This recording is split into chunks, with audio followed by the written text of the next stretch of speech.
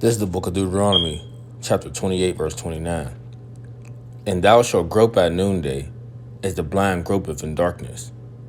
And thou shalt not prosper in thy ways. And thou shalt be only oppressed and spoiled evermore, and no man shall save thee. I want to start off by giving all praises, honor, and glory to Yahweh, Bashem Yahushai. Double honors to the apostles and elders, great millstone, peace and salutations to the hopeful elect. And this is a response to Captain Tazariak's message of saying that he wasn't oppressed. For the most part, all Israelites are oppressed. Even the curses will tell you that. Even the Israelites that have some type of fame, that have some so-called riches of this world, they are even oppressed. Because they don't control the narrative, or they don't control their own lives. Esau do. The one who is funding them controls them. This is the reason why you can't see them speak for themselves, why a lot of them can't get in political debates, why a lot of them can't join together and build a black community or black wealth, so to speak. Because when you think about, when you accumulate everything that they have in total, and we'll just use three people for example.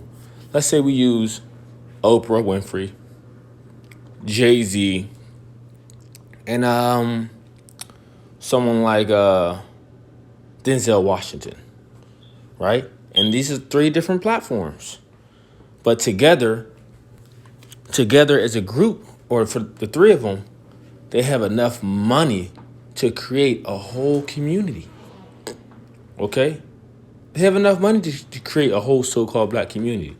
But why can't they do that? Because they are oppressed. And E will strip them from everything that they have. Right? Only thing he allows them to do is to further entertain our people, send them the wrong messages, give them hope, give them a dream that one day that can be their success. Right? Hey, we can even throw Tyler Perry in that category. Right? Further lead our people down to the path of destruction. Right? But all this is showing you that these people are still oppressed. Because they can't do anything that they truly want to do. Because they're subject under someone. They're in subjection, meaning they're under the rule of, they are oppressed. So back at Deuteronomy chapter 28, verse 29, and thou shalt grope at noonday, as the blind gropeth in darkness, and thou shalt not prosper in thy ways. And thou shalt be only oppressed and spoiled evermore, and no man shall save thee. Let's go into this word oppressed, or shock. To press upon, defraud, violate, overflow, get deceitfully, deceive, defraud, drink up, use, oppress, do violence, wrong. And this is everything that Esau is doing to us as a whole, as a nation. He's deceiving our people. He has defrauded our people. He's doing violence to our people. And he's oppressing our people. All right? So for you to say you are not oppressed, you're lying to yourself.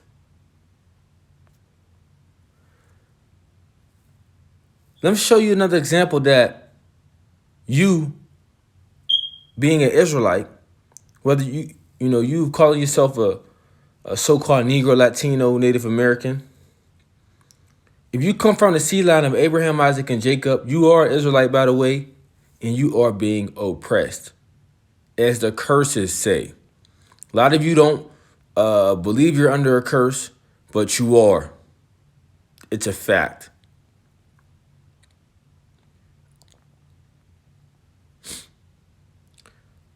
Verse 38, Deuteronomy 28, verse 38. Thou shalt carry much seed out into the field, and shalt gather but little in, for the locust shall consume it. Thou shalt plant vineyards and dress them, but shalt neither drink of the wine, nor gather the grapes, for the worm shall eat them. Thou shalt have olive trees throughout all thy coasts, but thou shalt not anoint thyself with the oil, for thine olive shall cast his fruit. Let's jump to 44, right? We can go to 43.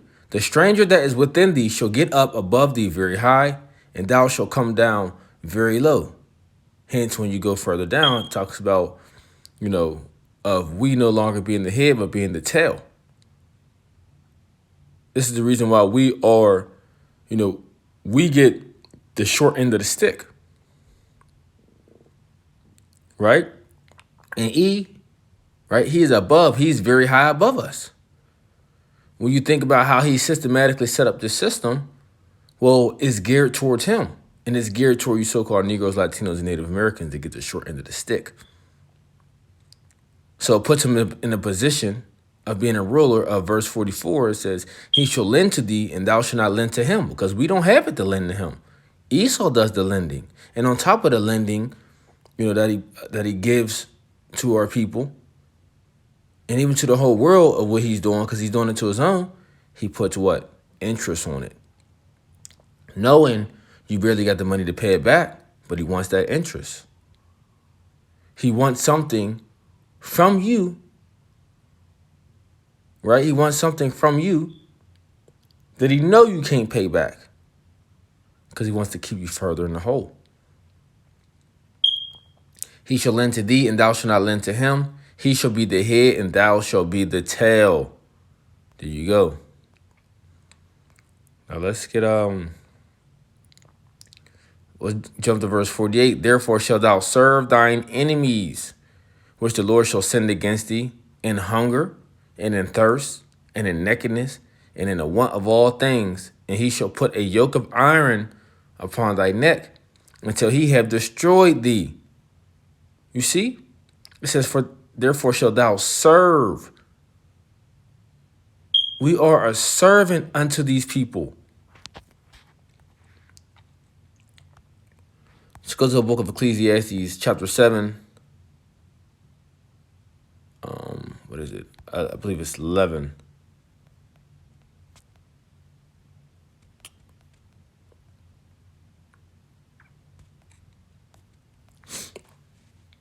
Shalakia.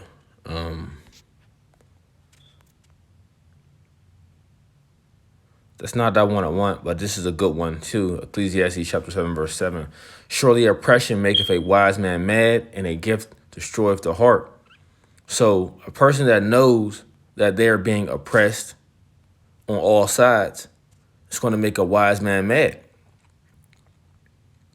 All right. But I wanted to get let's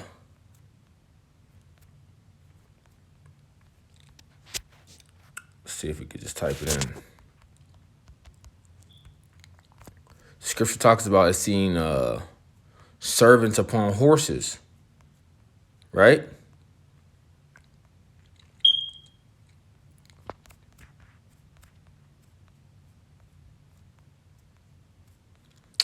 Bear with me while I try to find this. Oh, yep, right here. Ecclesiastes 10, verse 7. I have seen servants upon horses and princes walking as servants upon the earth. Yasha Allah. See, we are the princes of the power. We are the princes of God. But we are walking as servants upon the earth. With E being the head, the ruler over us, he have made us into what? Subjected us into us being his servants. This is a state of oppression. So when you go back to Deuteronomy chapter 28, verse 48 again, it says, therefore shalt thou serve thine enemies, which the Lord shall send against thee, in hunger, and in thirst, and in nakedness, and in want of all things. And he shall put a yoke of iron upon thy neck, until he have destroyed thee. So you got to go to the enemy for your food. You got to go to your enemy for your clothing. You got to go to your enemy for every single thing that you think of.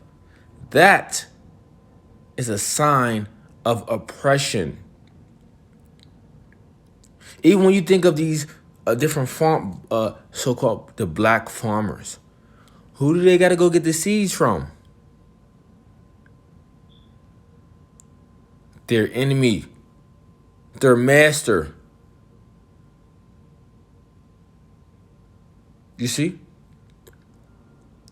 Even the face of the person that's on the face of the money tell you who's ruling, which is Esau Edom, the so-called white man.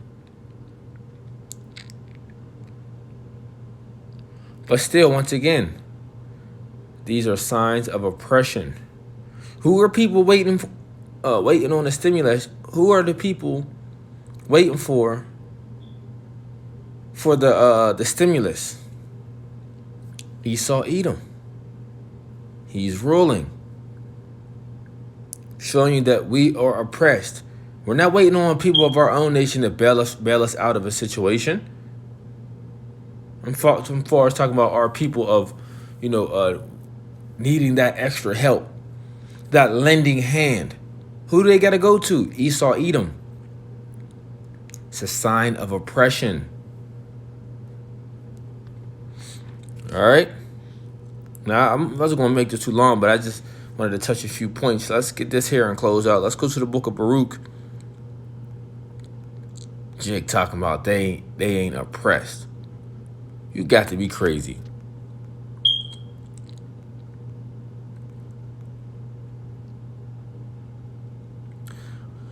The book of Baruch, chapter 2, verse 30.